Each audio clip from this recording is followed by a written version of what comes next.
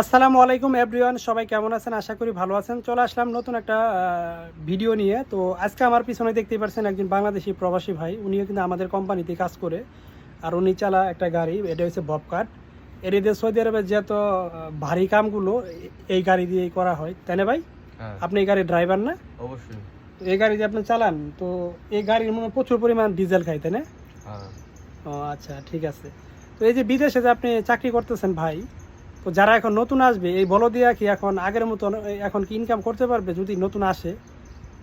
একটু বলেন। মনে হয় না, কিছু কিছু কামাতে পারবে। তবে হ্যাঁ, কিছু কিছু প্রজেক্ট আছে খুব ভালো জায়গায় সিটিতে। এই যে আমাদের কোম্পানি কিন্তু আগে একটা কন্ট্রাক্ট ছিল আবা আবা খামিস মশাই, ওখানে কিন্তু খুব ভালো একটা কোম্পানি ছিল। ওই জায়গায় যারা বড়দিয়া ক্লিনারে কাজ করছে, আমাদের বাংলাদেশি, ইন্ডিয়ান, শ্রীলঙ্কান ভাইয়েরা, তারা প্রচুর পরিমাণ কিন্তু ইনকাম করছে। এক ভাইয়ে বলে 2 বছর 11 মাসে 10 মাসে 35 লক্ষ টাকা বাড়িতে ক্যাশ টাকা পাঠিয়েছে। ওর লোক আমি সকালেও কথা বলছি, ওনার ফোন নাম্বারও আছে। উনি বলতেছে আমি যখন আবার খামিজ মশাই ছিলাম, তো উনি আগে খামিজ মশাই ছিল, ঠিক আছে।